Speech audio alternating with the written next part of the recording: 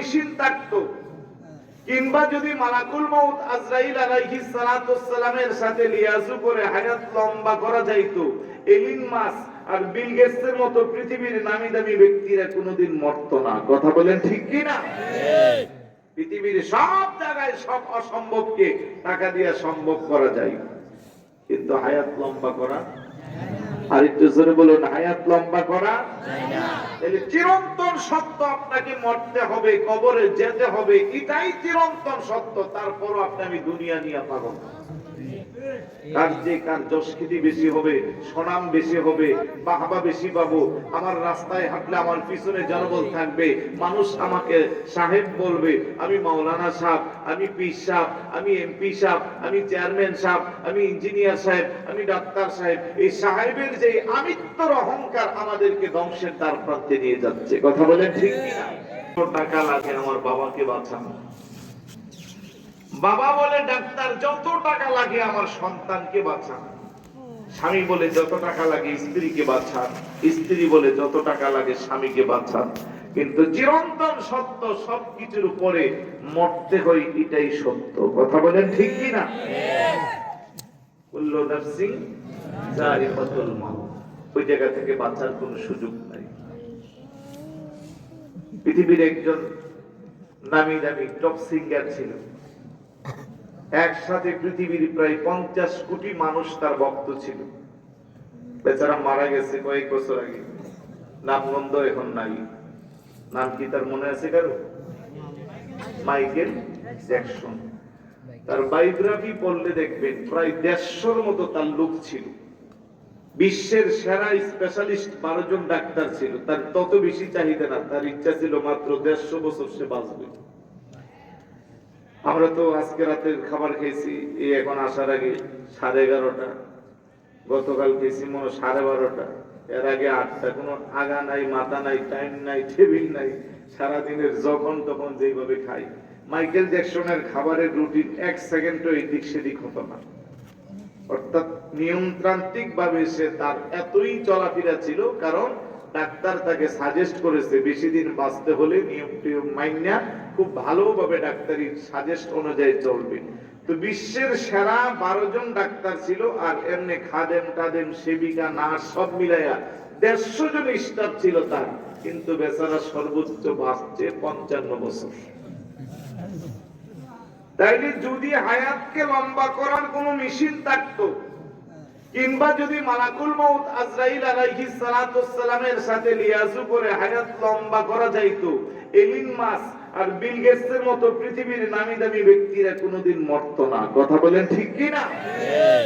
পৃথিবীর সব জায়গায় সব অসম্ভবকে টাকা দিয়ে সম্ভব করা যায়, কিন্তু হায়াত লম্বা করা, আর একটু জোরে বলুন, হায়াত লম্বা করা যায় না।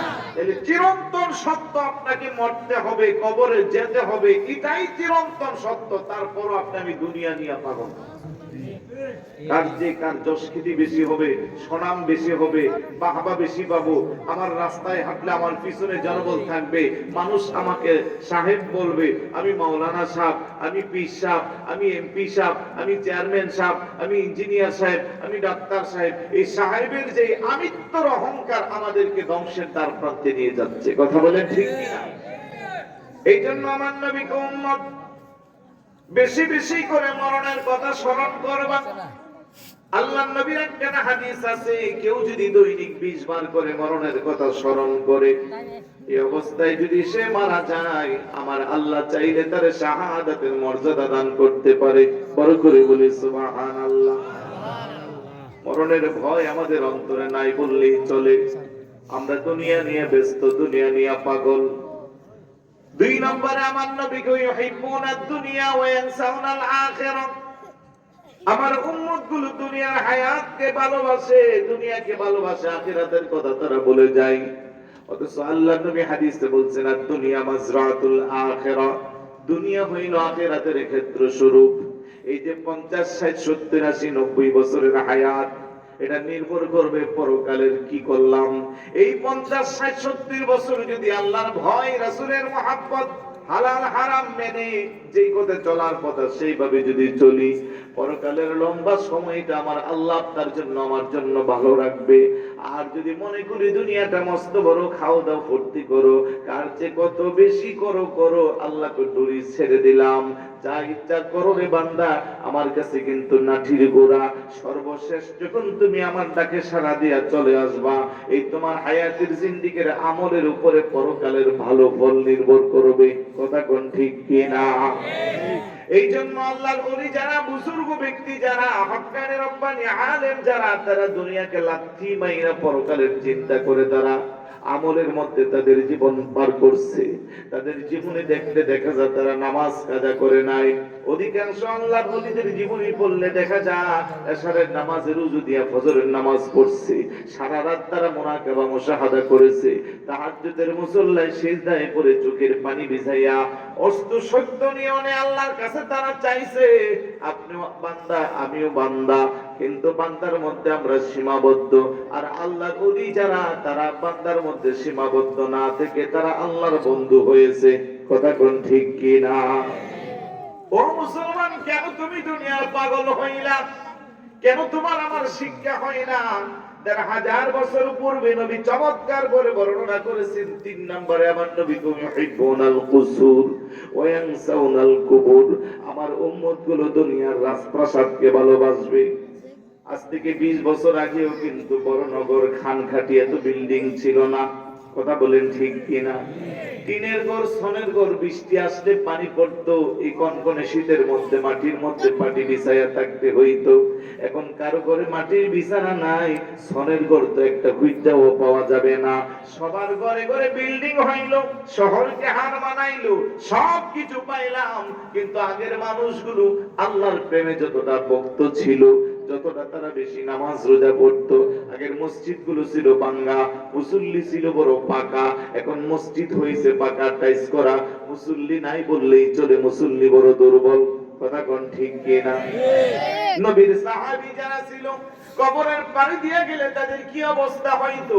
হযরত উসমান গনি জিন্নুরাইন রাদিয়াল্লাহু তাআলা কবরের পাশে দিয়ে গেলে ছোট বাচ্চার মতো বিনাইয়া বিনাইয়া কান্না করতো। সাহাবারা বলতো, কেন গো আপনি এভাবে কান্না করেন? উনি বলতেন, আমি নবীজির জবান মোবারকে শুনছি, আল কবরু আউয়ালু মানজিলিন মিন মানাজিলিল আখিরাহ, কবর হইল আখিরাতের অনেকগুলো স্টেপের প্রথম স্টেপ।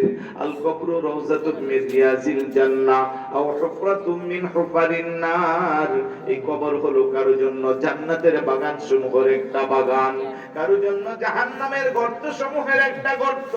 আমল যদি ভালো হয়, মদিনাওয়ালার নবী যদি তোমার প্রতি আমার প্রতি খুশি আর রাজি হয়, ওই ছোট্ট কবরের মধ্যে শোয়াইলে কবরটা ছোট্ট থাকবে না, এটা প্রশস্ত হয়ে আল্লাহর জান্নাতের সাথে যুক্ত হয়ে যাবে। আমল যদি খারাপ হয়, এই ছোট কবরটা আরো ছোট হইয়া ডানের মাটি বামের মাটি এত কঠিন ভাবে চাপা দিবে, মুহূর্তের মধ্যে বান্দার হাড্ডি গুড্ডু পাউডারের মতো তছনছ হয়ে যাবে। বড় করে বলি নাউজুবিল্লাহ। এই জন্য কবরের চিন্তা আমাদের আছে না নাই? জোরে বলুন। আজকে কবরের পাশে দিয়ে মানুষ হেঁটে যা, দাঁড়িয়ে সালাম দেওয়ার টাইম নাই, জিয়ারত করার টাইম নাই, চায়ের দোকানে গিয়া গল্প দিয়া একসাথে ৩ ঘন্টা নষ্ট করে। বাংলা সিনেমা, বাউল গানের আসর, পালা গান দেখে দেখে ঘন্টার পর ঘন্টা পার করে। আছে না নাই? কবরের পাশে দোকান, কবরের পাশে মসজিদ, মসজিদে জামাত আদায় চলে, নামাজের মধ্যে মুসল্লি নাই। চায়ের দোকানে বসে বসে টেলিভিশনের সামনে মুসল্লির অভাব নাই। আওয়াজ দেন, মনে কষ্ট নিচ্ছেন? চিরন্তন সত্য। সেই হুজুর বেশি বেশি নামাজের কথা বলে, ওই হুজুরের পিছনে লাগিয়া যা।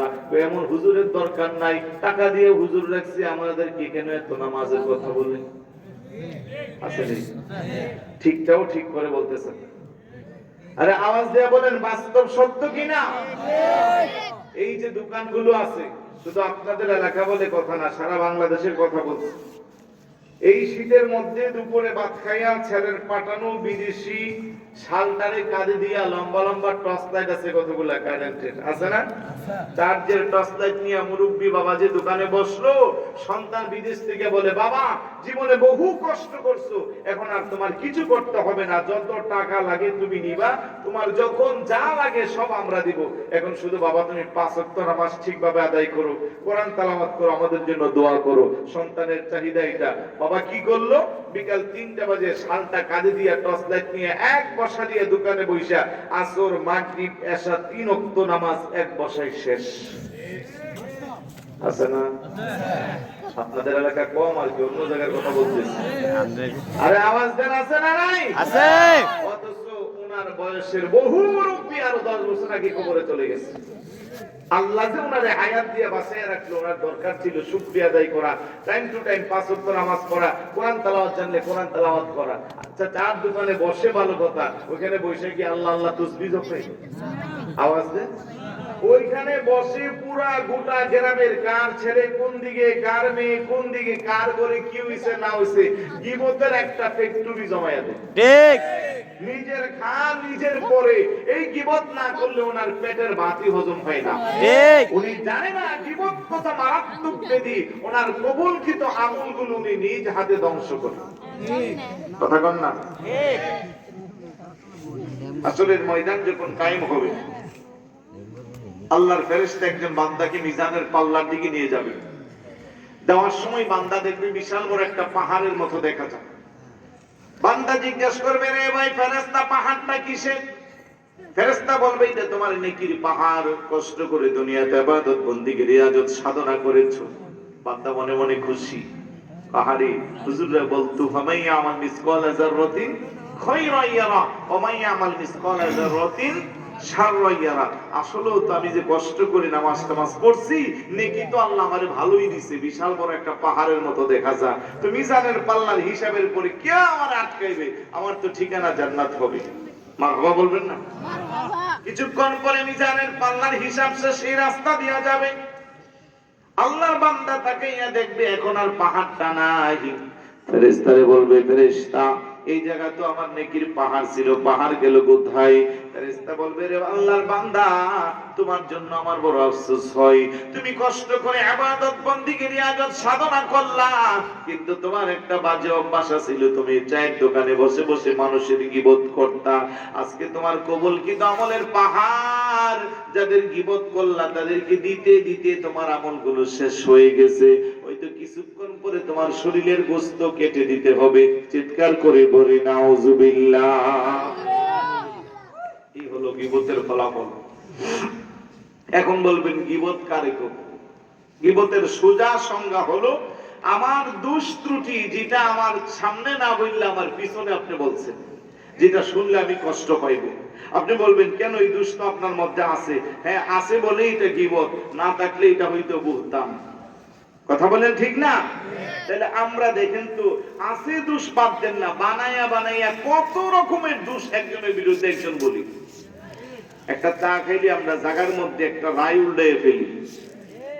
আওয়াজ দেন না?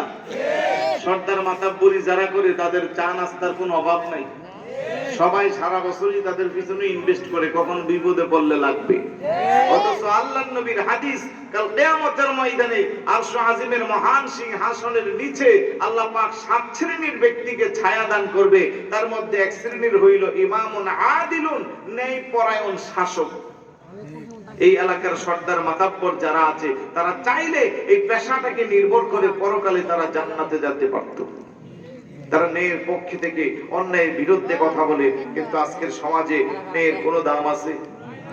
যার শক্তি, যার টাকা পয়সা, যার যশকৃতি, যার জনবল বেশি, তারই সবকিছু। বড় করে বলি নাউজুবিল্লাহ। নাউজুবিল্লাহ। আর একটু জোরে বলি না নাউজুবিল্লাহ। নাউজুবিল্লাহ।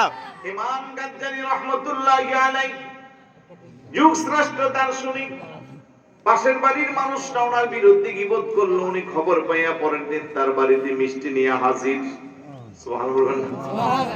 লোকটা তো লজ্জা পেয়ে গেল, আমি ভুল করেছি, আপনার বিরুদ্ধে গীবত করেছি। ইমাম গাজ্জালী রাহমাতুল্লাহ আলাইহি এই জন্য আমি মিষ্টি নিয়ে আসছি। বলে, কেন? তুমি যে আমার বিরুদ্ধে গীবত করেছো, আল্লাহ তোমার কবুল কিন্তু নেকি আমারে দিব। আমি যে নামাজ পড়ি, রোজা রাখি, তা কবুল হয় কি হয় না তার কোনো গ্যারান্টি নাই। এই জন্য তোমার বাড়িতে আমি মিষ্টি নিয়ে আসছি, কারণ তোমার কবুল কিন্তু আমল আমারে আল্লাহ দিবে, তাতে কোনো সন্দেহ নাই। শিক্ষা দেওয়ার জন্য। তাহলে গীবতের মতো একটা বদ আমল, যার কারণে অধিকাংশ কবরের আযাব হবে, অধিকাংশ মানুষের কবুলকৃত আমলগুলো বরবাদ হবে। এখন সিদ্ধান্ত নেবেন, গীবত করবেন না ছাড়বেন? আরেকটু জোরে বলুন, করবেন না ছাড়বেন? ছাড়তে হবে। নবীর সাহাবী যারা ছিল কত বেশি আমার নবীকে ভালোবাসতো, কত বেশি তাদের অন্তরে মরণের ভয়, কবরের ভয় ছিল। হযরতে নবীর সাহাবীদের মধ্যে যারা সর্বপ্রথম বেশি কষ্ট পেয়েছে, হযরতে বেলাল রাদিয়াল্লাহু তাআলা, হযরতে খুবাইব রাদিয়াল্লাহু তাআলা, হযরতে খাব্বাব রাদিয়াল্লাহু তাআলা, হযরতে আব্দুল্লাহ ইবনে মাসউদ রাদিয়াল্লাহু তাআলা। নির্যাতনের স্টিম রোলার তাদের উপরে চালানো হয়েছিল। হযরতে খাব্বাব রাদিয়াল্লাহু তাআলা, ওমর ইবনুল খাত্তাব রাদিয়াল্লাহু তাআলা এর শাসন আমলে আসনের মধ্যে বসা, হঠাৎ করে চোখের পানি ছেড়ে কান্না করে। হযরত ওমর জিজ্ঞাসা করে, রে ভাই খাব্বাব, কেন এইভাবে চোখের পানি ছেড়ে বিনাইয়া কান্না করো? ডাক ডাকো, আমিরুল মুমিনিন, জানি না আমার হায়াতের বাজেট কখন শেষ হয়ে যাবে, ওই অন্ধকার কবরে আমার কি অবস্থা হবে, পরকালে আমি জান্নাত পাইবো না জাহান্নাম পাইবো, মরণের ভয় যখন আমার অন্তরে আসে তখন আমার খারাপ লাগে। হযরত ওমর রাদিয়াল্লাহু তাআলা তাকাইয়া দেখে ওনার জিহ্বার মধ্যে কেন যেন কালো কালো ছিদ্রের দাগ দেখা যায়। আল্লাহু আকবার বলবেন না? খারাপ লাগতেছে? শেষ করে দিব? 20 মিনিট বসেন, উঠবেন না কেউ।